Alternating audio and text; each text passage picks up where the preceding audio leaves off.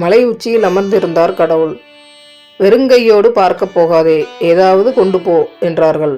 குசேலனின் அவள் போல் இருந்ததை முடிந்து கொண்டு கிளம்பினேன். மலைத்து நின்றேன் மலையடிவாரத்தில். ரொம்ப உயரம் போலவே, ஏற முடியுமா என்னால்?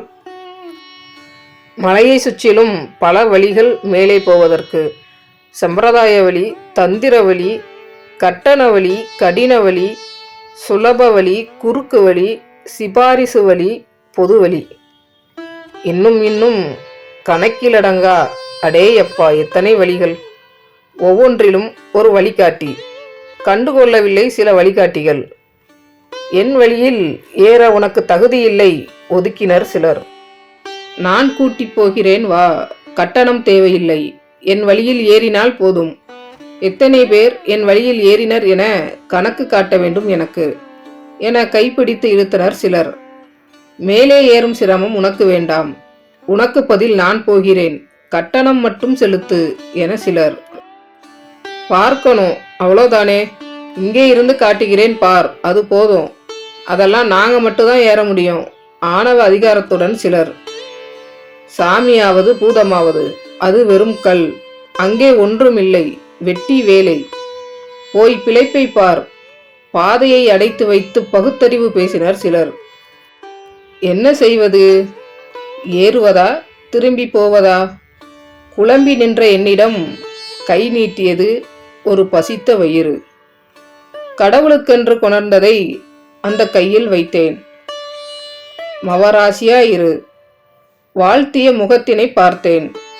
நன்றியுடன் என்னை நோக்கிய அந்த பூஞ்சடைந்த கண்களிலிருந்து புன்னகைத்தார் கடவுள். இங்கென்ன செய்கிறீர்? நான் இங்கேதானே இருக்கிறேன். அப்போ அங்கிருப்பது யார்? மலை உச்சியை நோக்கி கை நீட்டினேன். அங்கேயும் இருக்கிறேன். எங்கேயும் இருப்பவன் அல்லவா நான். இங்கே என்னை காண முடியாதவர் அங்கே வருகிறார் சிரமப்பட்டு. ஆனால் திணறினேன். இது உமது உருவமல்லவே, அதுவும் எனது உருவமல்லவே, எனக்கென்று தனி உருவமில்லை. நீ என்னை எதில் காண்கிறாயோ அது நானாவேன். அப்படியென்றால் வாழ்த்திய கண்களில் உனக்கு தெரிபவனும் நானே. பசித்த வயிறோடு கை நீட்டியவனுக்கு உணவளித்த உன் கண்களில் காண்பதும் எனையே. தருபவனும் நானே, பெறுபவனும் நானே. நான் எங்கும் எதிலும் இருக்கிறேன். என் தரிசனம் பெற கண் தேவையில்லை, மனதுதான் வேண்டும். அப்போ உன்னை பார்க்க மலையேற வேண்டாம் என்கிறாயா? குழப்பத்துடன் கேட்டேன். தாராளமாக ஏறிவா, அது உன் விருப்பம். அங்கும் நான் இருக்கிறேன் என்றேனே, அங்கு வந்தாலும் என்னை பார்க்கலாம். கடவுளே, விழித்தேன். எனக்கு புரியவில்லை. புரிந்து கொள்வது அவ்வளவு கடினமல்ல. உனக்காக மட்டுமே நீ வாழ்ந்தால் என்னை காண நீ சிரமப்பட்டு மலையேறி உச்சிக்கு வர வேண்டும். பிற உயிர்களுக்காகவும் வாழ்ந்தாய் என்றால் நீ இருக்கும் இடத்திலேயே என்னை காண்பாய். ஏனெனில் தருபவனும் நானே, பெறுபவனும் நானே. புன்னகைத்தார் கடவுள். மனிதாபிமானம் எங்கே உயிர்ப்புடன் இருக்கோ அங்கே கடவுள் கண்டிப்பாக இருப்பார்.